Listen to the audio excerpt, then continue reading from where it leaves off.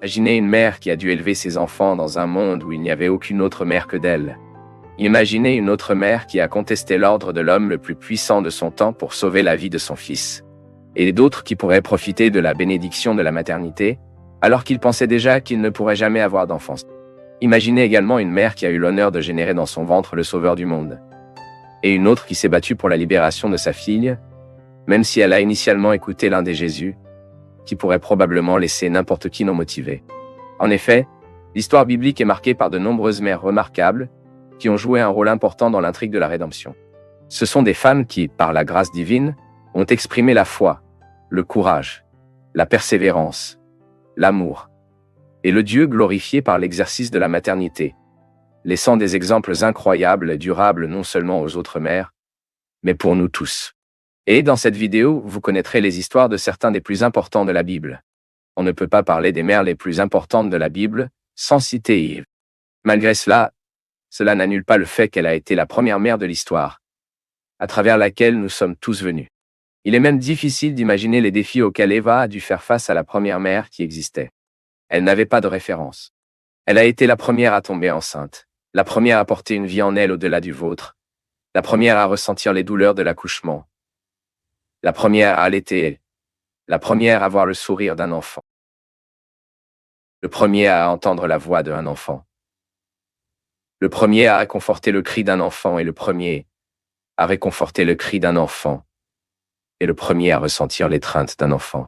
Mais aussi, elle a été la première à ressentir la pire douleur qu'une mère puisse ressentir, la douleur de la perte d'un enfant. Et son cas était particulièrement plus compliqué, car la personne responsable de cela était son autre fils. Oui, en même temps, Eva était la première mère d'une victime et aussi d'un criminel. Malgré cela, Eva a continué à croire la promesse de Dieu, ayant d'autres enfants, dont 7, par qui la lignée du Messie a été établie. Sarah, la femme d'Abraham, est une autre mère remarquable dans la Bible. Elle a passé la majeure partie de sa vie souffrant de stérilité. Néanmoins, Dieu lui a promis, et Abraham, qu'ils auraient un fils, même dans la vieillesse. Il semble que Sarah était tellement habituée au désespoir qu'elle riait même de la promesse divine, montrant à cette époque une foi hésitante. Mais Dieu, qui est fidèle à sa parole, a tenu sa promesse et contre toutes les possibilités, Sarah a donné naissance à Isaac. L'histoire de Sarah est un témoignage de foi et de patience. C'est la preuve que Dieu remplit son dessein malgré nous. Joquet, la mère de Moïse, est un autre exemple d'une mère remarquable dans la Bible. On sait peu de choses sur cette femme, mais ce qui est connu est suffisant pour que le Jaquette soit identifié comme une mère de courage et de foi. Elle vivait dans un état de servitude en Égypte avec leur peuple. Et à cette époque, Pharaon d'Égypte a ordonné la mort de tous les garçons hébraïques nouveau-nés pour empêcher ces personnes de se renforcer. Mais Jochebed a osé défier cet ordre, cachant son fils pendant 3 mois. Et quand il n'était plus possible de le cacher, elle l'a mis dans un panier et l'a laissé dans la rivière, confiant que Dieu prendrait soin de lui. Son acte de foi a abouti à la libération de son peuple de la servitude de l'Égypte et a changé l'histoire des enfants d'Israël. Anna, la mère de Samuel, est une autre mère biblique qui se démarque de sa foi et de sa persévérance. Comme d'autres femmes de la Bible, Anna était stéréo. La stérilité peut être une raison d'une grande tristesse pour une femme à tout moment. Mais à l'époque biblique, l'angoisse d'une femme stéréo était encore plus grande. En effet, dans le contexte israélien de l'époque que Anna vivait, la stérilité était souvent considérée comme un manque de faveur divine, ou même comme une sorte de malédiction. Par conséquent, souvent le léméen. Et dans le cas d'Anna, nous savons qu'elle a été récriminée à l'intérieur de sa propre maison par la deuxième épouse de son mari. Mais Anna a prié avec ferveur à Dieu de demander un fils. Et quand Dieu a répondu à sa prière, elle a tenu la promesse de dédier ce fils au service de Dieu. Ce fils était Samuel, un homme qui est devenu l'un des grands prophètes d'Israël. Il a dirigé le peuple pour une période critique de son histoire, étant le dernier juge israélien, responsable de l'onction des premiers rois de la nation, et la première de l'école prophétique israélienne. Déjà dans le Nouveau Testament, nous trouvons une autre mère biblique remarquable. Nous parlons d'Isabelle. Elle était un parent de Marie et épouse du prêtre Zacharias. Comme Sarah, Isabelle était une femme âgée et stéréo qui avait déjà perdu l'espoir d'être une mère. Mais Dieu est intervenu et elle a donné naissance à la vieillesse, et le fils d'Isabelle n'était autre que John le Baptiste, le précurseur de Messie, c'est-à-dire la dernière de la tradition prophétique responsable de la préparation de la voie à Jésus-Christ, annonçant son arrivée, le baptisant et le témoignant de sa divinité. Et maintenant, nous arrivons à ce qui, bien sûr, est le plus remarquable de toutes les mères de la Bible. Bien sûr, c'est Marie de Nazareth, la mère du Seigneur Jésus-Christ. Elle a été choisie par Dieu pour concevoir et créer le Sauveur. Un rôle d'immense responsabilité et privilège. La Bible n'enregistre pas l'âge de Mary à cette époque. Mais selon les normes de l'époque, les chercheurs pensent qu'elle aurait entre 13 et 16 ans. Mais même s'il était si jeune et confronté à des situations difficiles, Maria a humblement accepté l'appel divin, devenant le plus digne et béni parmi les femmes. Son histoire est certainement un témoignage de foi et d'obéissance à la volonté de Dieu. Enfin, également dans le Nouveau Testament, la Bible parle rapidement d'une autre mère exemplaire, une femme nommée Eunice. Avec sa mère, Lloyd, Eunice est citée dans texte biblique par votre exemple en élevant votre enfant sur le chemin et la peur du Seigneur. Eunice était la mère de Timothée, le grand compagnon du ministère de l'apôtre Paul, et l'un des leaders les plus influents et les plus importants de l'histoire de l'Église. Eunice a joué un rôle clé dans la formation du caractère et de la foi de Timothée et l'a éduqué dans les principes de Dieu depuis l'enfance. Cette liste de mères remarquables, bien sûr, n'est que représentative. En fait, il existe de nombreuses autres mères exemplaires dans la Bible. Certains d'entre eux même anonymes, comme la mère de Syrophancia, qui, même s'il était étranger et initialement rejeté, a constamment cherché à Jésus la guérison de sa fille. Et chacune de ces mères bibliques offre une leçon importante sur l'exercice de la maternité comme don de Dieu. Il montre toujours que la maternité implique bien plus que l'accouchement, mais aussi l'engagement à nourrir, protéger, enseigner et influencer leurs enfants selon les préceptes du Seigneur. Êtes-vous d'accord avec cette liste? Quelle autre mère biblique y incluriez-vous? Écrivez dans les commentaires et partagez également cette vidéo avec une mère que vous savez que, comme ces mères bibliques, est une mère exemplaire, déterminée et effrayée envers le Seigneur. Et je vais également partir ici pour que vous regardiez une vidéo complète avec les pires mères de la Bible. Oui, parce que la Bible parle également de femmes qui étaient de mauvais exemples de mères. Et il est important de connaître leurs histoires, afin que leurs erreurs ne soient pas répétées.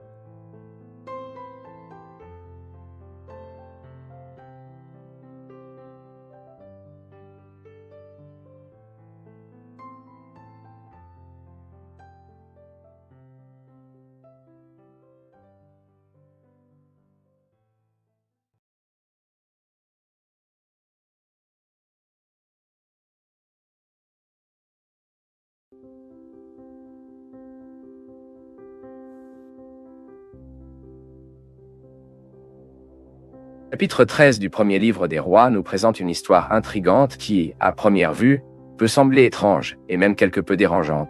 Le texte raconte la trajectoire d'un homme de Dieu, envoyé de Juda à Béthel, avec un message urgent du Seigneur à Jéroboam I, le roi d'Israël. Mais ce prophète a finalement désobéi aux instructions divines et a trouvé une fin tragique, ne revenant jamais sur sa terre et sa maison. Beaucoup de gens ne comprennent pas cette histoire et osent même remettre en question la justice divine sur ce qui est arrivé à ce prophète. Mais le fait que Dieu ait inclus cette triste histoire dans sa parole indique qu'il y a quelque chose qu'il veut nous enseigner. Sans aucun doute, cet épisode nous révèle la souveraineté incontestée de Dieu, la gravité de l'obéissance à sa parole et les conséquences de la désobéissance.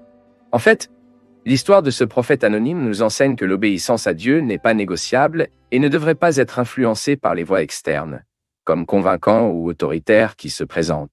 Dans cette vidéo, vous comprendrez tout ce que la Bible dit sur l'homme de Dieu qui a été tué par un lion. Tout ce récit s'est produit à un moment critique de l'histoire d'Israël. Les jours de gloire sous les règnes de David et de Salomon étaient passés, et le royaume était divisé. Pour ceux qui ne savent pas, après la mort du roi Salomon, le royaume unifié d'Israël a été divisé en deux parties en raison des politiques oppressives et stupides de son fils, Roboam. Le royaume du Nord a été formé par 10 tribus israéliens et est devenu Israël, sous la direction de Jéroboam I, ancien officier de Salomon. Déjà le royaume du Sud, composé des tribus de Juda et de Benjamin, a continué sous la dynastie davidique, avec Roboam comme son roi. Cependant, cette division a marqué une période d'instabilité politique et spirituelle avec les deux royaumes souvent en conflit. Bien que Jéroboam ait eu la permission divine de diviser politiquement le royaume, puisque cela faisait partie du jugement de Dieu contre la maison de Salomon en raison de ses déviations, il n'a pas été autorisé à partager le culte du peuple d'Israël. Cependant, il est tombé dans l'erreur de vouloir assurer la continuité de son pouvoir en échange de conjurer les gens du culte dans le temple de Jérusalem. Pour cela, il a établi des centres de culte idolâtres à Béthel et Dan, introduisant les veaux d'or comme des objets de culte et instituant un sacerdoce alternatif. Ces actions ont non seulement détourné le peuple d'Israël du véritable culte au Seigneur, comme établi dans la loi mosaïque, mais a également représenté un rejet direct à la souveraineté de Dieu et à son choix de Jérusalem comme lieu de son habitation spéciale à l'époque. Ensuite, cet acte de Jéroboam pour instituer un culte parallèle d'Israël était illicite et méritait le jugement divin. Bethel, l'endroit où l'homme de Dieu a été envoyé à la prophétie contre l'autel idolâtre, est assez significatif sur les pages bibliques. Votre nom signifie à la maison Dieu. Et c'est là que Jacob avait sa vision des anges qui montaient et descendaient un escalier qui a atteint le ciel. Une réunion qui a marqué Bethel comme un lieu de révélation divine. Le choix de Jéroboam pour Bethel en tant que centre de culte idolâtre était donc non seulement stratégique, mais aussi profondément ironique. Transformant un endroit où le Seigneur avait révélé aux patriarches de la nation en un scénario de rébellion et une apostasie. La mission de l'homme de Dieu Bethel s'est produite exactement dans ce contexte de mépris et de défi à l'autorité divine. Il a été envoyé à la prophétie contre l'autel de Bethel et condamné l'idolâtrie et la rébellion de Jéroboam. Mais à la fin, sa propre vie est finalement devenue un symbole d'urgence d'entendre l'appel, la fidélité et la sainteté de Dieu. Le prophète envoyé sur cette mission était un serviteur anonyme de Dieu. Son nom n'apparaît nulle part dans les Écritures. Et toute tentative de l'identifier est inutile. Mais ce n'est pas important. Et le fait que Dieu choisisse un messager anonyme face à un roi ne provoque pas l'étrangeté à tous ceux qui savent que Dieu utilise souvent petits et inconnus pour remplir ses desseins souverains, démontrant ainsi que le vrai pouvoir et l'autorité résident non pas dans des positions d'influence humaine, mais dans l'obéissance à la véritable puissance et l'autorité parole de Dieu. À son arrivée à Bethel, l'homme de Dieu non seulement prophétisait contre l'autel idolâtre construit par Jéroboam, mais a également annoncé un signe immédiat de sa vérité. Il a dit que l'autel serait craqué et que les cendres qui étaient sur lui seraient renversées. Cet acte symbolique était plus qu'un jugement contre l'idolâtrie pratiquée, mais aussi une déclaration prophétique du déclin spirituel et politique inévitable d'Israël sous la direction de Jéroboam. Alors que l'homme de Dieu a prophétisé contre l'autel de Bethel, un autre événement extraordinaire s'est produit. Le roi Jéroboam, confronté à la condamnation audacieuse de son autel idolâtre, a tendu la main contre l'homme de Dieu, peut-être dans un geste de menace ou de commande de l'arrêter. Cet acte d'agression contre le prophète n'est pas passé inaperçu aux yeux du Seigneur. Immédiatement et surnaturellement, la Bible dit que la main que Jéroboam s'est étendue s'est séchée, et il est devenu incapable de la déplacer. Ce signe miraculeux a servi de manifestation tangible de la puissance de Dieu et d'un avertissement contre ceux qui s'opposent à leur volonté et à leurs messagers. Cet incident a réaffirmé l'autorité de l'homme de Dieu et la vérité de son message. Il a également démontré la miséricorde et la souveraineté de Dieu pour protéger ses serviteurs. Puis Jéroboam, humilié et effrayé, a demandé au prophète de prier le Seigneur de restaurer sa main. Et Dieu, a entendu cette pétition. Bien que Dieu n'ait pas à le blâmer pour innocent, la Bible dit qu'il est en retard. En fait, Dieu montre souvent la miséricorde même à ceux qui s'opposent à lui. Et c'est sans aucun doute un appel au repentir. Dans le message livré pour l'homme de Dieu au roi d'Israël, il y avait aussi une prophétie très impressionnante sur un événement futur qui aurait lieu 3 siècles plus tard.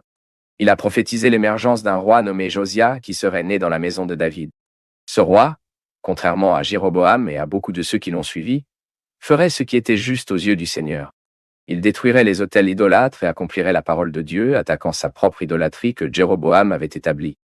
La spécificité de cette prophétie est vraiment extraordinaire. Le roi Josia a été annoncé environ 300 ans avant son règne. Cela met en évidence l'omniscience de Dieu et sa souveraineté sur l'histoire humaine. Et l'accomplissement de cette prophétie est un puissant témoignage de la fidélité de Dieu à sa parole et son plan de rédempteur qui se déroule à travers les générations. La mission de ce prophète a été réalisée avec succès, mais malheureusement, il n'a pas regardé. Dieu lui avait demandé de ne pas manger de pain, de ne pas boire d'eau et de ne pas revenir pour aider de la même manière qu'il avait voyagé pour aller à Bethel. Au début, l'homme de Dieu était disposé à suivre ses ordres. Le roi Jéroboam a même invité le prophète à aller au palais pour qu'il puisse se présenter. Mais le prophète a refusé avec véhémence l'hospitalité du roi. Cet ordre, de sorte que le prophète n'accepterait l'hospitalité de personne à Bethel, visait probablement à servir de signe de désapprobation de ce qui s'est passé en Israël.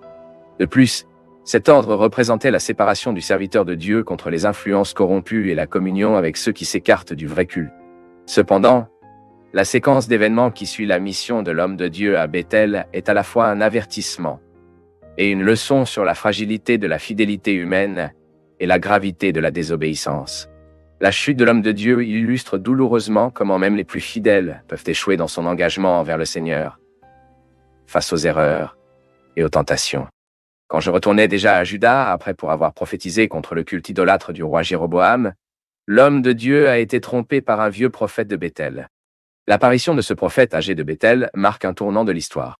Le texte biblique décrit que cet homme a entendu parler des actions de l'homme de Dieu, et pour des raisons qui ne sont pas pleinement expliquées dans les Écritures, ont décidé de le ramener chez lui, contrairement aux instructions divines données à l'homme de Dieu.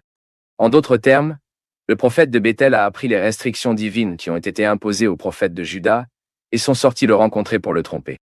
En trouvant l'homme de Dieu, le prophète âgé de Béthel a affirmé avoir reçu de nouvelles instructions par un ange du Seigneur, qui lui avait ordonné de retourner à Béthel pour manger et boire dans sa maison. L'homme de Dieu croyait en ce mensonge et retourna manger à la maison du vieux prophète. Ce moment a été crucial, car il a révélé la vulnérabilité de l'homme de Dieu à l'influence et à la tromperie. Même cette erreur provenant de quelqu'un qui semblait être un compagnon fidèle dans la foi. En désobéissant à l'ordonnance du Seigneur, le prophète de Juda a immédiatement reçu la condamnation du jugement divin, selon lequel il ne retournerait pas à Juda, et il serait enterré avec ses ancêtres. Peu de temps après, le prophète de Juda est retourné au chemin de sa maison à son âne, mais a été attaqué par un lion qui l'a tué. Le corps du prophète de Juda a été étendu sur le chemin. Fait intéressant, le lion n'a pas dévoré le prophète ou son âne. Au lieu de cela, le lion se tenait là, à côté du corps de l'homme de Dieu et à côté de son âne. Ce détail souligne la nature surnaturelle du jugement qui est tombé sur cet homme. Autrement dit, ce n'était pas seulement une coïncidence, ou le simple malheur d'un voyageur qui est tombé sur un lion furieux à sa main. C'était le déversement du jugement divin, et a servi de témoignage à tous ceux qui ont réussi par la gravité du détour. Si de les commandements du Seigneur. Quand l'ancien prophète de Béthel il a appris ce qui était arrivé à l'homme de Dieu de Juda, il a cherché à chercher son corps pour l'enterrer. De toute évidence, l'ancien prophète de Béthel a compris que le fait que le lion ne dévorait pas le corps de Dieu, l'homme était un signe. Ainsi, il a pris le corps du prophète de Juda à Béthel et l'a enterré là-bas, remplissant le jugement de Dieu, selon lequel il ne serait pas enterré avec ses ancêtres. Cependant, le vieux prophète de Béthel a reconnu que cet homme avait effectivement prophétisé Dieu, bien qu'il ait désobéi au Seigneur. Il a réalisé que tout ce que l'homme de Dieu avait parlé serait accompli. Et il a demandé à ses enfants que lorsque le moment venait de sa mort, il l'enterre ensuite dans le même tombeau dans lequel l'homme de Dieu a été placé. Le dossier biblique se termine sans répondre à de nombreuses questions qui peuvent survenir dans l'esprit des lecteurs. Le texte n'explique pas exactement pourquoi Dieu a permis au prophète de Juda. Il a agi avec une erreur, n'a pas non plus reçu le jugement d'urgence du Seigneur. Il y a des choses que la Bible explique et il y en a d'autres qui indiquent simplement, sans se soucier de répondre à notre pourquoi. Après tout, Dieu est souverain et ne devrait satisfaire aucun de nous. Certaines personnes essaient de remettre en question la justice divine dans cet épisode, mais qui est l'homme avec son modèle de justice corrompu, pour vouloir mesurer celui qui est le juge de toute la terre? Ici, nous devons nous concentrer sur ce qui est vraiment important, et il est clair dans le texte. Par exemple, la mort de l'homme de Dieu n'a pas annulé la vérité de son message. Au contraire, il a servi de témoignage encore plus fort de la gravité de l'obéissance à Dieu. De plus, le consentement de l'homme de Dieu à suivre le prophète âgé et à manger dans sa maison reflète une profonde vérité sur la nature humaine, la propension que nous devons à la désobéissance. La nature humaine est comme un objet que je pense, enclin à la tromperie et à la rébellion contre le Seigneur. Et cette désobéissance de l'homme de Dieu était plus qu'un acte d'échec momentané. C'était également la preuve que le cœur de l'homme est trompeur et a besoin d'une vigilance spirituelle constante. La mort de ce prophète à travers un lion peut même choquer de nombreux lecteurs de la Bible, mais il est indéniable que cette histoire nous amène à réfléchir à notre propre vulnérabilité, aux tentations et à l'importance de l'obéissance inconditionnelle à Dieu. Le fait que l'homme de Dieu, malgré sa foi initiale et son obéissance, est tombé face à la tentation nous rappelle que quel que soit notre statut ou nos expériences de foi précédentes, nous sommes susceptibles d'erreurs et nécessitons une dépendance continue envers le Seigneur, à travers le Seigneur, à travers le Seigneur, à travers le Seigneur, à travers le Seigneur, à travers le Seigneur, à travers le Seigneur, à travers le Seigneur le Saint-Esprit, pour discerner la vérité et résister à la tromperie. La Bible ne cache pas les erreurs et les échecs de vos héros. Notre Seigneur Jésus-Christ est le seul sur lequel les Écritures témoignent qu'il n'y a jamais eu d'erreur en lui. Tous les autres noms cités dans la Bible étaient faillibles. Et ici, c'est bien la recommandation de l'apôtre Paul à croyants de Corinthe. Celui qui pense est debout, veillez à ce qu'il ne tombe pas. Mais dans tout cela, nous pouvons encore voir la miséricorde de Dieu. L'histoire du prophète de Juda nous montre que bien que nous puissions faire face à des échecs et à des chutes, le but et la parole de Dieu restent inoubliables et atteindront toujours leur pleine réalisation. Dieu, dans sa souveraineté, peut permettre à ses serviteurs de faire face à de graves conséquences sur la désobéissance, même si nous avons du mal à comprendre ces choses.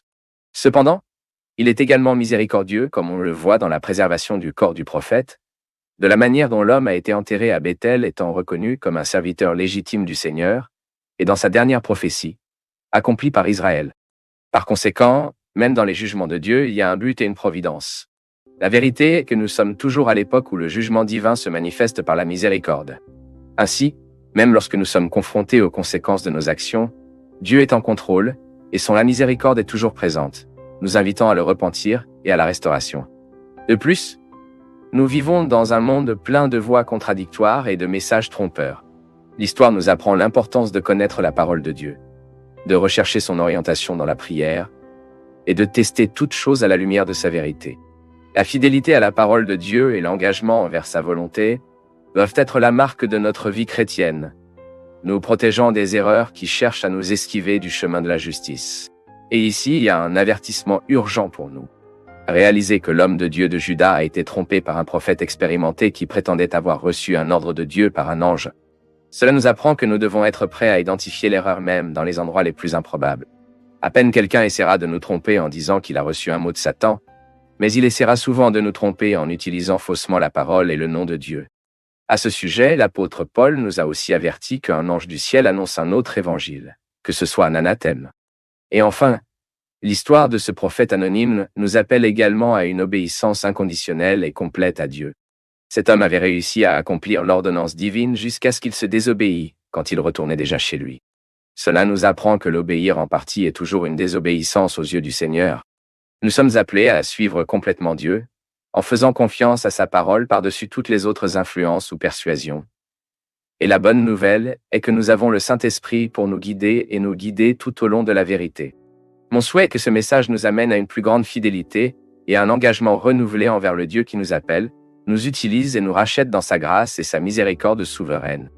Maintenant, écrivez dans les commentaires si vous connaissiez déjà cette histoire du prophète qui a été tué par un lion et quelles leçons vous pouvez en tirer. Et si vous voulez grandir encore plus dans la connaissance de la parole de Dieu, vous pouvez étudier la théologie avec nous de n'importe où à travers des leçons vidéo et un certificat d'achèvement. Les informations sont dans la description de la vidéo et le premier commentaire.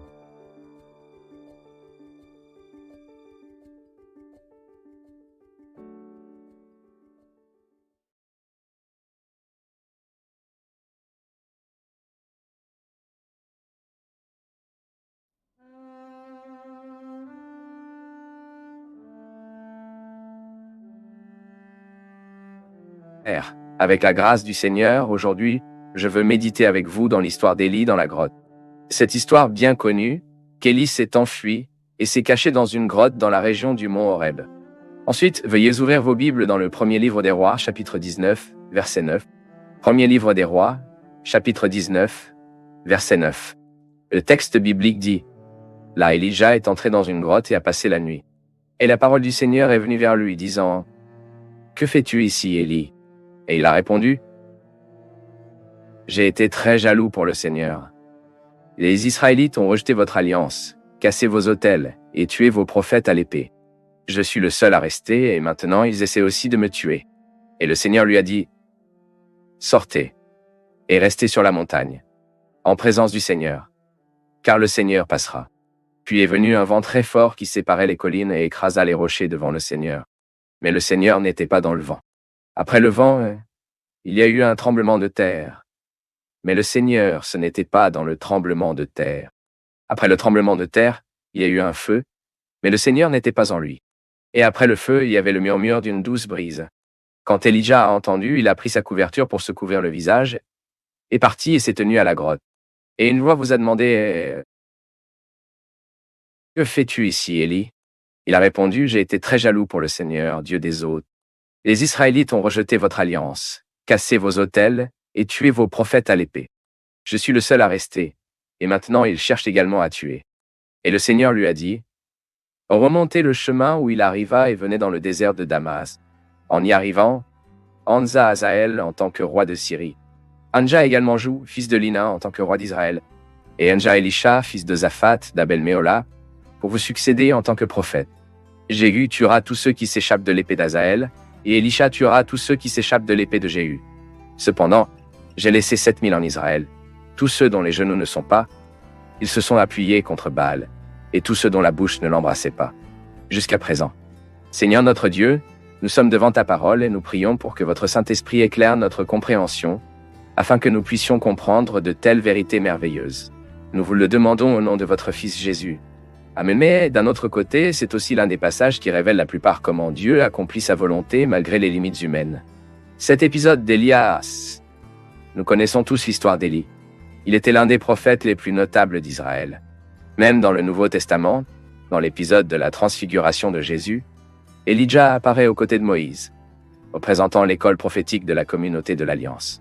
Élias, dans l'histoire de l'humanité, faisait partie des personnes qui ont été témoins dans un Maïlian, la manifestation de la puissance de Dieu plus extraordinaire. Elijah a vu les morts ressuscités par la puissance de Dieu par son ministère. Elijah a vu Dieu contrôler les forces de la nature, d'abord sécher la terre, puis envoyer des précipitations torrentielles. Elijah a vu le feu descendre du ciel de la partie du Seigneur. Mais même ainsi, après tout, Élias a essayé de faire une grotte sa maison. Cela signifie que les miracles ne gardent personne debout. Il y a des gens qui pensent que les miracles sont ce qui maintient le peuple de Dieu actif.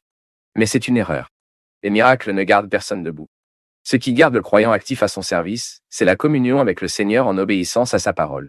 C'est ce qui maintient le peuple de Dieu dans leur poste, actif, dans leur travail. Et ici, compte tenu de ce texte du chapitre 19, le premier livre des rois, la première question qui se pose est pourquoi Élias s'est-il enfui? Pourquoi Élias s'est-il caché dans une grotte? Et pour nous de comprendre cela, nous devons revenir au chapitre précédent, dans le chapitre 18. Mais il est mal de penser que le chapitre 18 du premier livre des rois est un chapitre mélancolique, un chapitre qui montre une Élie en décomposition et culmine à l'image de l'échec du chapitre 19, d'un Élias fugitif en coin, déprimé et fugitif. Tout à fait le contraire. First Race, chapitre 18, est un chapitre qui montre Elijah à la hauteur. L'Elijah du chapitre 18 n'est même pas rappelé l'homme fragile et effrayé, avec une crise d'identité, déprimé, et porte-parole d'un discours victime caché à l'arrière d'une grotte.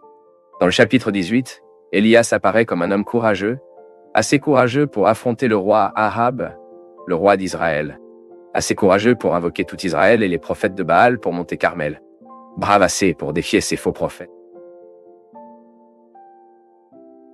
Et les tuer avant la manifestation de la puissance de Dieu, assez courageux pour prier pour la pluie après de terribles années de sécheresse. Mais alors, en tant qu'homme, était si rapide de Estipri au fond du puits. De Monda Vittoria à la grotte du découragement, comment Élias s'est-il caché dans une grotte? Ici, nous pouvons imaginer certaines possibilités.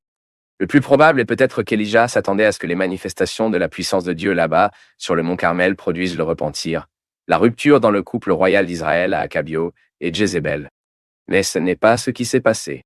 Au lieu du repentir, la méchante épouse d'Ahab a déclaré la guerre au Seigneur et a commencé à menacer le porte-parole de Dieu en Israël, le prophète Élie. Ainsi, face à ce scénario, ce triste scénario, il se peut que Élie ait jugé avoir échoué dans sa mission en tant que prophète.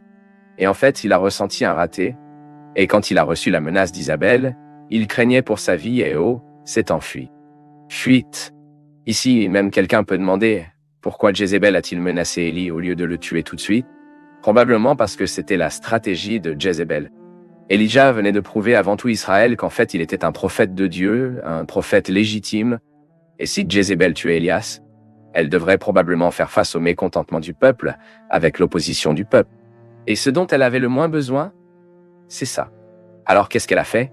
Elle a menacé Elijah, peut-être destiné à le faire s'enfuir, parce que, pour Jézébel, c'était mieux un Élie caché dans la grotte qu'un martyr Élias, déclenchant l'opposition du peuple contre elle. Et la stratégie de Jézabel a fonctionné. Elijah a été menacé. Il est parti vers Beerseba.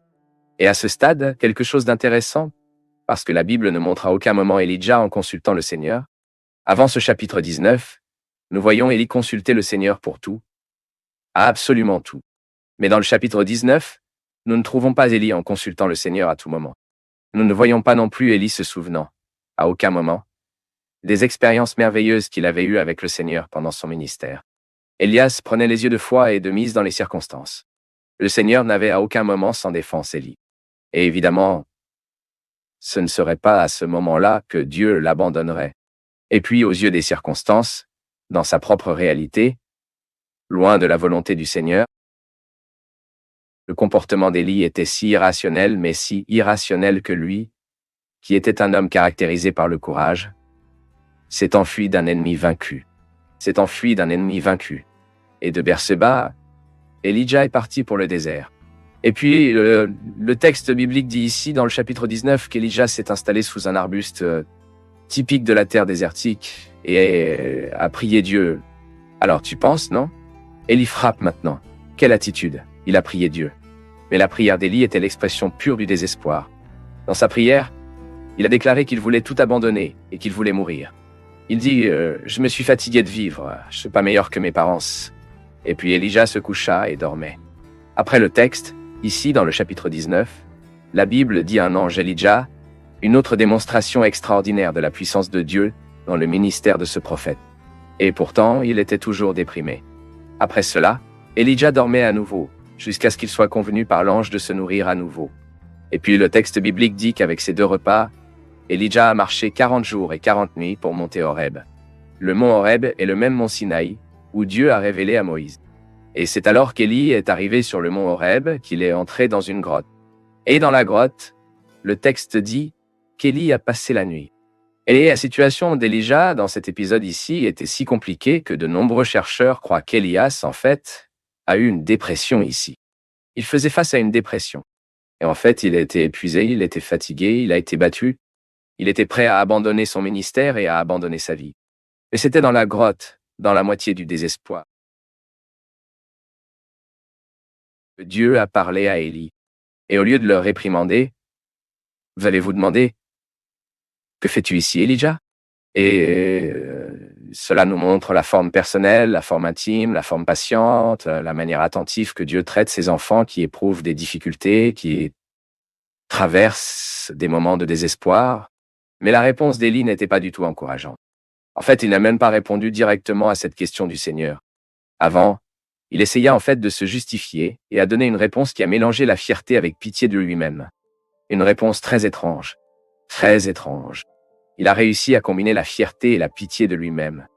Il prétendait avoir été un serviteur fidèle et zélé pour le Seigneur, alors que tous les Israélites ont échoué, ont été infidèles, ont brisé l'alliance. Et à la fin, il pensait toujours qu'il était seul, impuissant et persécuté. Puis le texte dit que Dieu lui a ordonné de quitter la grotte et de monter sur la colline devant le Seigneur. Et la Bible dit un très fort, « Mais le Seigneur n'était pas dans le vent. » Puis vint un tremblement de terre qui secoua la colline, mais le Seigneur n'était pas dans le tremblement de terre.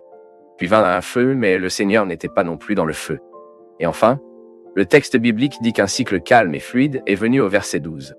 Et c'est alors qu'il est sorti et s'est placé à l'entrée de la grotte. À ce moment, il a entendu la voix du Seigneur. Mais à la surprise d'Élie, qui s'attendait peut-être à une réponse, ce qu'il a entendu était à nouveau la même question. « Que faites-vous ici, Élie? Que faites-vous ici ?» Et Élias a changé son attitude? Non. Il a répété la même réponse, l'auto-épité, quelque peu égocentrique. Mais à la fin du texte, nous voyons que bien qu'Élie ait agi par des apparences au lieu d'agir par la foi, Dieu a traité avec Élie et l'a restauré à son service. Même Dieu vous a préparé à mettre fin à votre ministère stratégiquement, donnant à Élias 3 ordres. Le premier, oint Hazaël en tant que nouveau roi de Syrie. Deuxièmement, oint comme le nouveau roi d'Israël. Troisièmement, l'onction de la jeune Élisée comme son successeur à la prophétique d'Israël. Et ces 3 ordres ont directement confronté l'état déprimant d'Élie. Pourquoi? Parce que le prophète Élie s'était enfui de peur de la menace d'une méchante femme qui était l'épouse d'un roi faible et vaincu. Mais Elijah devrait savoir que ce couple ne resterait que sur le trône d'Israël jusqu'à ce que Dieu le voulait. Parce que Dieu contrôle non seulement le trône d'Israël, mais contrôle le trône de toutes les nations de la terre.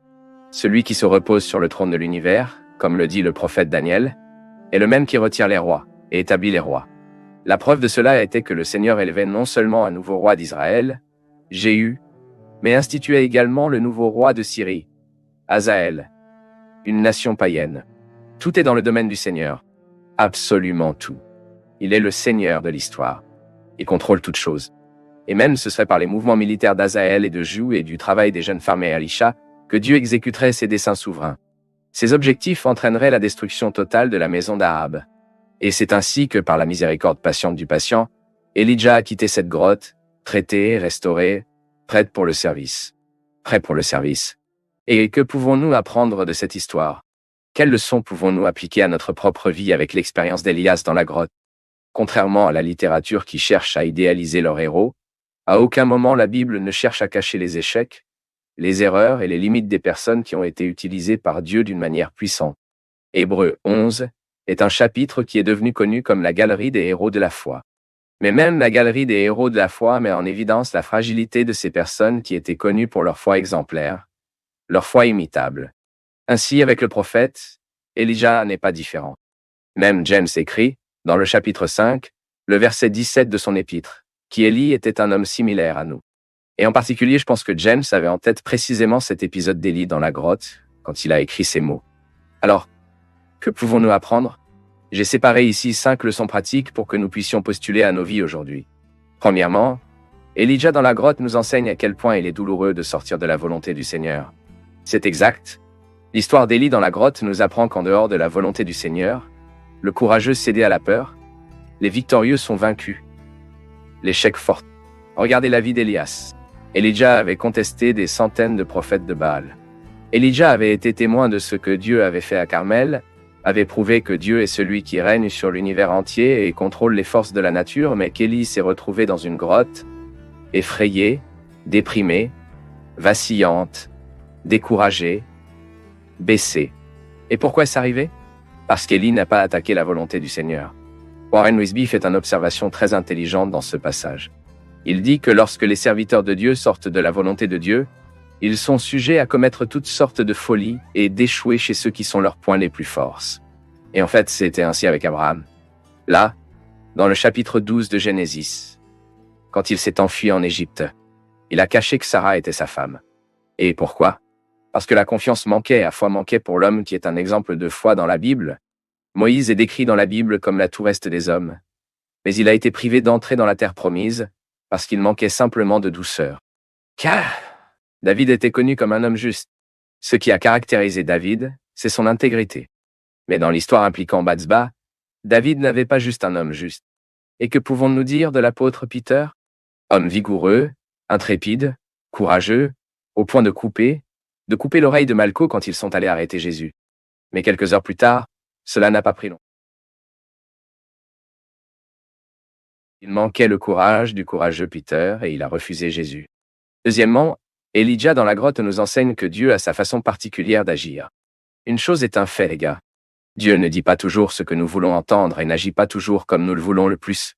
Et l'histoire d'Élias dans la grotte en est la preuve. Elijah a été découragé, désespéré, épuisé. Et puis, quand Dieu lui a finalement parlé, Elijah attendait peut-être une réponse du Seigneur. Mais ce qu'il devait entendre était une question au lieu d'une réponse. Et la même question 2 fois de suite. Que faites-vous ici, Élie? Et lorsque le Seigneur a ordonné à Élie de quitter la grotte, 3 événements tonitruants se sont produits. Le vent, le tremblement de terre et le feu. Mais aucun mot de la part du Seigneur n'est venu de ces événements. Ni le vent, ni le tremblement de terre, sans parler du feu. La parole du Seigneur est venue à Élie, dans un calme, une tranquillité, une brise douce et une voix douce. Alors oui, le Dieu qui est le Seigneur sur le vent, les fondations de la terre et le feu sont les mêmes qui peuvent également se manifester en douceur dans le calme. Plusieurs fois, nous nous attendons à de grands événements et démonstrations de la puissance de Dieu, alors qu'en fait Dieu peut nous parler à travers un cycle fluide et calme. Comme le dit John Sanders, les chuchotements du Calvarie sont plus puissants que le tonnerre du Sinaï pour conduire l'homme au repentir. C'est une grande vérité. Alors analysez votre vie là-bas. Où avez-vous cherché à entendre la voix de Dieu? Et ici, nous pouvons apprendre d'Élie une leçon très importante. Parce qu'en dépit d'être un moment de faiblesse, Élie avait ses oreilles suffisamment sensibles pour entendre la douce voix du Seigneur. Alors apprenons d'Élie. Troisièmement, l'histoire d'Élijah dans la grotte nous apprend que nous ne pouvons pas nous cacher derrière les justifications. Cela ne fonctionne pas. Cela ne fonctionne pas. Dans la complainte d'Élie, il a essayé de se justifier devant Dieu. Et il a soutenu sa justification sur un discours de auto-épité. Premièrement, sous le genévrier dans le désert, il a prié Dieu pour demander à mourir. Et il a même dit qu'il n'était pas meilleur que ses parents. Mais attendez, quand Dieu a-t-il demandé à Élie d'être meilleur que ses ancêtres? Dieu n'avait pas demandé cela à Élie. Le but de Dieu pour Élie était pour Élie de réaliser le service pour lequel il a été affecté. En tant que croyant, ce que Élie devrait faire, c'est entendre la parole du Seigneur et lui obéir. Aussi simple que cela. Puis déjà dans la grotte, Élias a de nouveau essayé de se justifier. Il prétendait avoir été zélé et fidèle au Seigneur, contrairement aux autres Israélites qui étaient tombés. Et maintenant, il a parlé en conséquence, comme un prix de cela. Je suis seul, impuissant, persécuté, menacé de mort. Et réalisé que dans un certain aspect ici, la réponse d'Élie a remis en question l'action du Seigneur. C'était comme si Élie disait « Seigneur, Seigneur, où étiez-vous qui n'avez pas vu que j'étais le seul serviteur fidèle qui a été laissé tandis que tous les autres sont tombés? Et comment avez-vous permis aux derniers croyants du royaume d'Israël d'être maintenant dans cette situation? Méprisés, persécutés et menacés de mort. Voyez-vous ce qui se passait en Israël? Élijah parlait de choses qu'il ne savait pas. Des choses que je ne savais pas. La réponse d'Élie était l'expression de sa faiblesse, l'expression de son désespoir. Pourquoi? Parce qu'en premier lieu, Élijah n'avait pas été un serviteur fidèle à tout moment. Parce que s'il avait été un serviteur fidèle à tout moment, il ne serait jamais caché dans une grotte à des centaines de kilomètres de l'endroit où Dieu l'a placé. Très simple à comprendre. Deuxièmement, il n'était pas vrai qu'Élie était le dernier croyant d'Israël. Il disait des choses qu'il ne savait vraiment pas. La grâce de Dieu avait conservé un fidèle résident, 7000, qui ne se sont pas doublés à Baal. Et enfin, Dieu n'avait pas un puissant Élie. Il prétendait être seul, impuissant, mais non. À aucun moment, Dieu n'était en désaccord. Et la preuve de cela, c'est juste Dieu écoutait l'explosion d'Élie dans une grotte. Écoutez patiemment l'explosion d'Élie dans une grotte. Quatrième leçon. Élijah dans la grotte nous enseigne que Dieu remplit son dessein malgré nous. Malgré nous, le but de Dieu prévaut sur nos défauts. C'est merveilleux. Auriez-vous pu laisser Élijah remis à votre découragement? Auriez-vous pu oublier Élie dans cette grotte? Le Seigneur aurait-il pu élever une autre personne en tant que prophète en Israël? Parce que, après tout, personne n'est indispensable devant le Seigneur. Mais Dieu remplit son dessein à travers nous et malgré nous. Donc, malgré les défauts d'Élie, Dieu l'a traité. Dieu l'a rétabli à sa place. Là où Élie a vu des raisons d'abandonner, Dieu a vu des raisons pour qu'il retourne au travail. Où Élie ne vit que la solitude, pensant être seul, Dieu a vu 7000 autres qui ont été conservés par lui et n'ont pas doublé la balle. Alors qu'Élie a été pleuré par le passé et le présent, Dieu avait déjà affaire au avenir de votre peuple. Dieu remplit son dessein à travers nous, mais je suis heureux qu'il remplisse également ses desseins malgré nous. Malgré nous, cinquièmement, Élijah dans la grotte nous enseigne que nous devons nous cacher en Dieu, pas dans une grotte. Dieu est notre meilleur lieu de cachette. Ainsi, lorsque nous sommes dans nos propres grottes, faibles, cachés, fatigués, épuisés, volatiles, sans conséquence, nous devons nous rappeler que le Dieu Tout-Puissant est immuable, souverain. Et il voit au-delà des circonstances qui nous font peur. Comme le psalmiste le dit dans le psaume 103. Le Seigneur est comme un père qui se compose de ses enfants. Il nous connaît. Il connaît notre structure et sait que nous sommes de la poussière. Il sait que nous sommes de la poussière. Dieu vous connaît. Alors sachez quelque chose. Vous ne pourrez jamais impressionner Dieu par vos justifications, parce qu'il te connaît. Il connaît vos limites. Il vous sonde. Ce que nous devons comprendre, c'est que Dieu prend soin de nous. Cela nous restaure au point de réaliser que l'endroit plus sûr que nous ne pouvons l'être n'est pas au fond d'une grotte, non. Mais c'est dans votre testament. Donc le conseil ici aujourd'hui est que nous pouvons laisser nos grottes pour nous réfugier en Dieu, se réfugier dans la cachette du Très-Haut, où nous pouvons enfin nous reposer dans l'ombre de l'Omnipotent. Amen. Que Dieu vous bénisse tous.